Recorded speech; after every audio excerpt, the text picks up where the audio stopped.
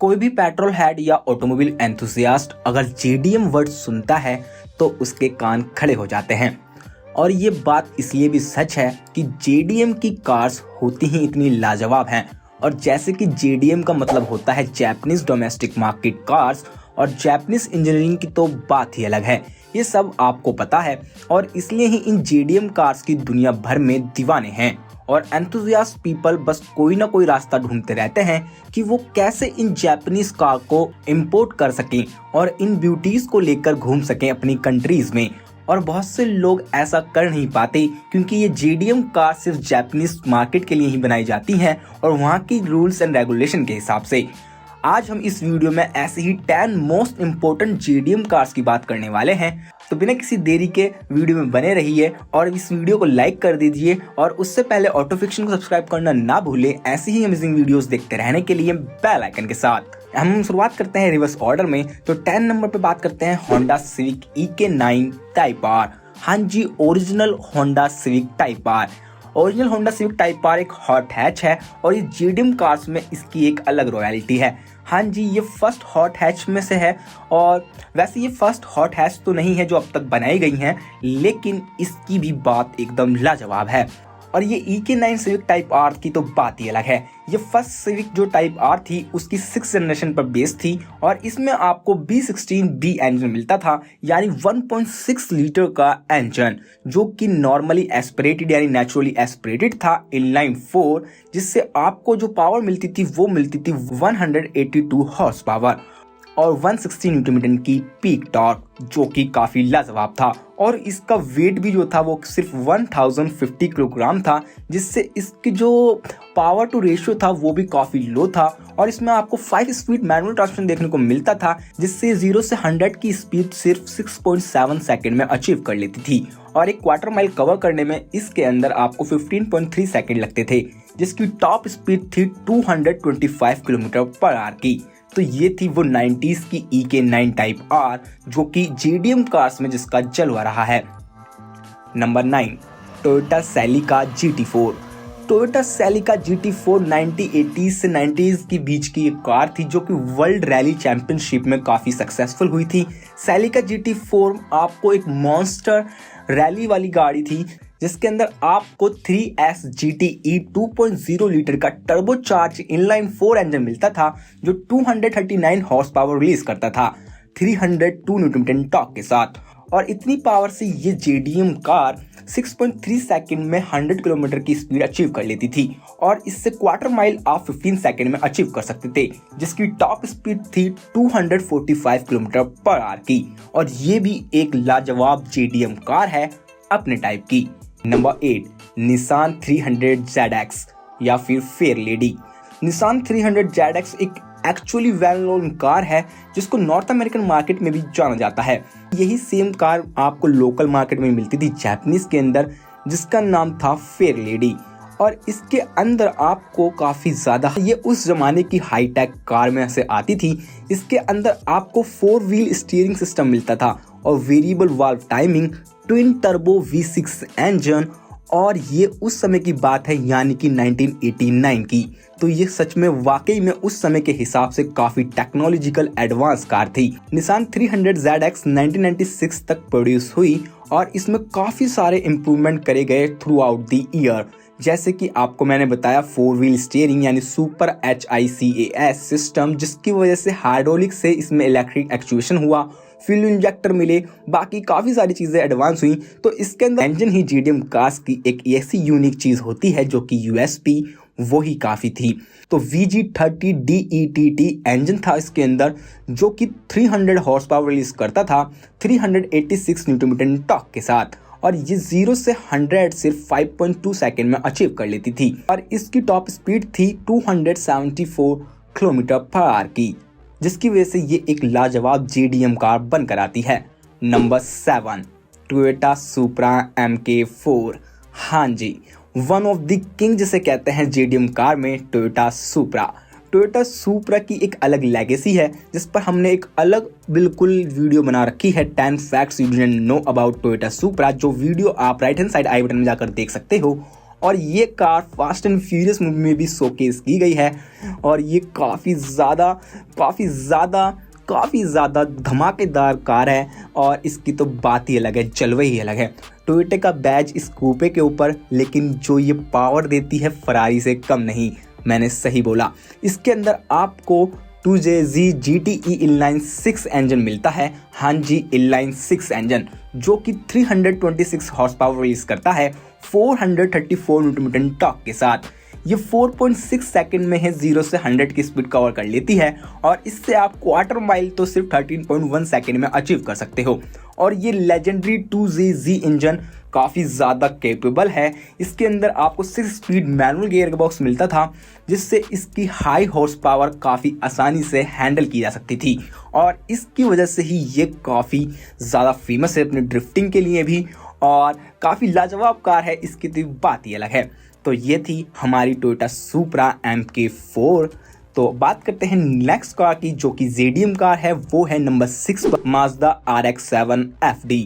Mazda RX-7 FD एक Japanese sport car है। माज़दा का भी काफ़ी नाम रहा है जापानीज कार मार्केट के अंदर। माज़दा RX-7 एक परफेक्ट एग्जाम्पल है sports car, conventional sports car के लिए, क्योंकि इसके अंदर आपको रोटरी इंजन मिलता था। हाँ जी, रोटरी इंजन। इसके अंदर आपको 13B ट्विन रोटर इंजन मिलता था जो कि इसका बेस्ट और वर्स्ट पार्ट दोनों ही था। बेस्ट इसलिए क्योंकि ये इंजन की पावर तो अलग ही थी और वर्स्ट इसलिए क्योंकि इसके अंदर आपको शॉर्टर लाइफ स्पैन मिलती थी as compare to piston engine यानी कन्वेंशनल इंजन के अकॉर्डिंग।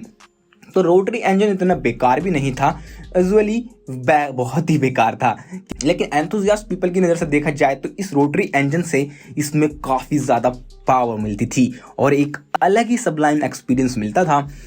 तो काफ़ी लोगों ने इसको काफ़ी प्रेज भी करा इसके लाइट वेट की वजह से, इसकी पावर की वजह से, और इसलिए ही ये मोस्ट विस्कल JDM स्पोर्ट्स कार है अब तक जो बनाई गई थी। And it's also the one of the best looking JDM car जिसका डिज़ाइन टाइमलेस था और इसके twin chamber rotated twin turbo engine से ये 237 हॉर्स पावर रिलीज करती थी और ये 0 से 100 किलोमीटर की स्पीड सिर्फ 5.3 सेकंड में अचीव कर लेती थी और इसकी टॉप स्पीड थी 155 mile per hour. Number 5 Subaru Impreza WRX STI। हाँ जी, इसकी तो बात ही अलग है। ये कार आपने need for speed most wanted में भी देखी होगी। हाँ जी, जो बचपन का गेम था हमारा, तो उसमें भी ये JDM कार शोकेस हुई है।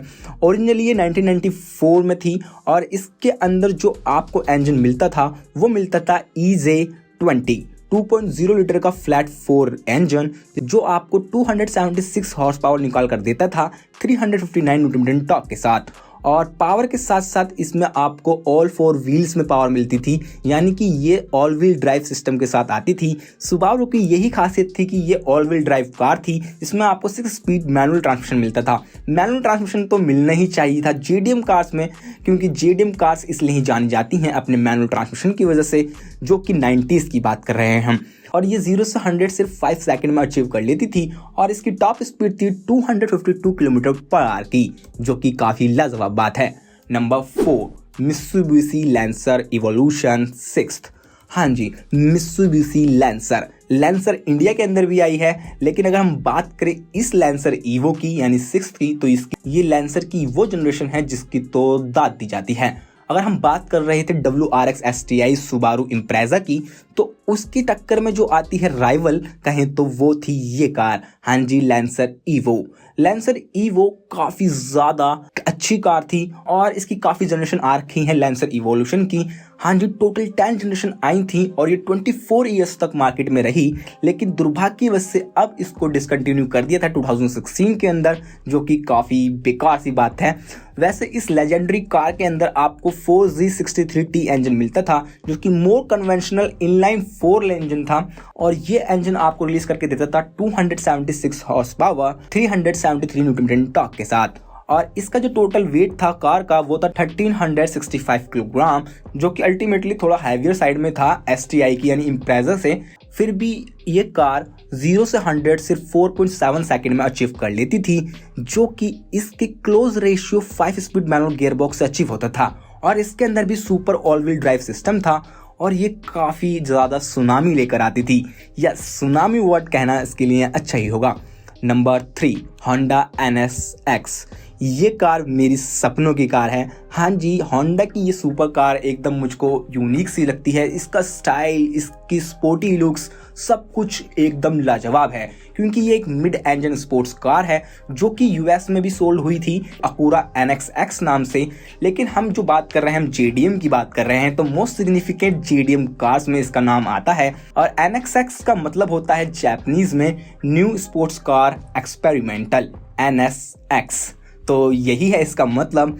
अगर हम इंटीरियर की बात करें तो इसका जो इंटीरियर था वो कॉकपिट लाइक फाइटर जेट के लाइक इंस्पायर्ड था, और इसमें आप पावर स्टीयरिंग नहीं मिलता था स्टार्टिंग मॉडल्स में। हाँ जी, इस कार के अंदर स्टार्टिंग में पावर स्टीयरिंग नहीं आता था। एक्सटीरियर अगर बात करें इस कार के, तो ये फरारी 348 जैसा लगता है इसके एक्सटीरियर, यानी इसके लुक्स, जो कि सुपर कार लाइक परफॉर्मेंस भी देती थी एक रिलायबिलिटी के साथ, और ये काफ़ी एक्साइटिंग पैकेज था। इसलिए ही मैंने कहा होंडा की ये कार मेरे को बहुत ही पसंद है। और अगर इंजन की बात करें तो इसके अंदर C30 आता था स्टार्टिंग में, फिर C32 आया बाद में, और ये एक V6 नेचुरल एस्पिरेटेड इंजन था जो 271 हॉर्स पावर से 290 हॉर्स पावर रिलीज करता था, और इसके साथ 304 न्यूटन की टॉर्क, और जो 6 स्पीड मैनुअल गियरबॉक्स के साथ आता था। और ये 0 से 100 सिर्फ 4.3 सेकंड में अचीव कर लेती थी, और एक क्वार्टर माइल को कवर करने में इसे 12.7 सेकंड लगते थे, और इसकी टॉप स्पीड थी 280 किलोमीटर पर आवर की। कहें तो इसको कह सकते हैं Japanese Ferrari. Yes, you hear the right, Japanese Ferrari.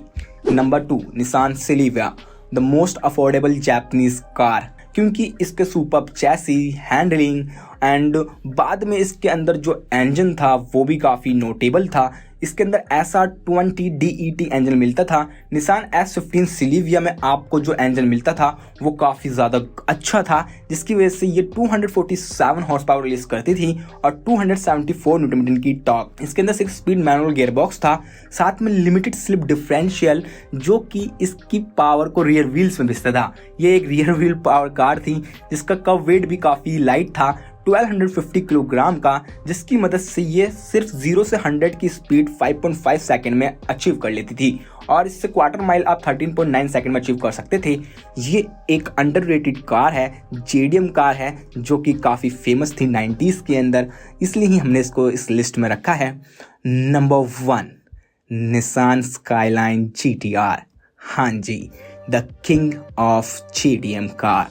Toyota Supra और निसान स्काईलाइन GTR की नाम ना लिया जाए इस JDM लिस्ट में तो ऐसा हो ही नहीं सकता। सुपरा के बाद जो राइवल करती है वो है स्काईलाइन GTR। इस क्राउन ज्वेल जापानीज कार की तो बात ही अलग है। हाँ जी, आपने इसको हमारे फास्ट एंड फ्यूरियस में भी देखा होगा, और इसकी काफ़ी जनरेशन आ चुकी है निसान की GTR की, लेकिन स्काईलाइन GTR की बात ही अलग है। इसको गॉडजिला भी कहा जाता है, R32 GTR को गॉडजिला कहा जाता है, और इसकी क्योंकि मोटर स्पोर्ट में डोमिनेंस थी काफ़ी ज़्यादा पहले, इसलिए। बाकी इसके अंदर बात करें तो 2JZ राइवलिंग इंजन जो था इसके अंदर, मतलब कि जो सुपरा को राइवल करने वाला इंजन कौन सा आ गया, तो इसके अंदर जो मिलता था वो मिलता था RB26 DETT इंजन, जिसकी वजह से ये rock and roll power 327 horse power release करती थी 398 न्यूटन मीटर टॉर्क के साथ, और ये 0 से 100 सिर्फ 4.9 सेकंड में अचीव कर लेती थी। और इसके क्वार्टर माइल टाइम की बात करें तो ये 12.9 सेकंड में अचीव कर लेती थी, जो कि काफ़ी ज़्यादा मज़ेदार था। बाकी इसके अंदर 2.6 लीटर का inline 6 and with twin parallel turbocharger के साथ तो काफ़ी ज़्यादा स्मूथ हो जाता था मामला। जो इसका 2.6 लीटर का इनलाइन 6 था ट्विन पैरेलल टर्बोचार्जर के साथ, उसके अंदर काबिलियत थी कि वो टोयोटा सुपरा से भी ज़्यादा पावरफुल था और उसको भी धूल चटा सकता था, इसलिए ही इसको हमने नंबर 1 पे रखा है। और ये एक हेड टर्नर था जापानीज इंडस्ट्री के अंदर और जापानीज कार्स की इंडस्ट्री में। तो this is the best car, JDM car, और ये लिस्ट में इसलिए नंबर 1 पर है। तो यही थी top 10 JDM cars ever made, the best cars. और आगे ही ऐसी वीडियोस आती रहेंगी। अगर आप चाहते हैं कि ऐसी ही और अमेजिंग वीडियोस देखते रहने के लिए तो हमारे YouTube चैनल को सब्सक्राइब करें, बेल आइकन के साथ, जिससे आपको हमारी लेटेस्ट वीडियोस की नोटिफिकेशन सबसे पहले मिल सके। और हमारे इंस्टाग्राम पर भी आ जाइए, जहां पर हम अमेजिंग शॉर्ट्स वीडियो भी डाल रहे हैं आजकल, तो प्लीज़ वहां पर भी इंस्टाग्राम पर फॉलो करें। और फिर मिलते हैं आपको नेक्स्ट वीडियो के अंदर। Thanks for watching.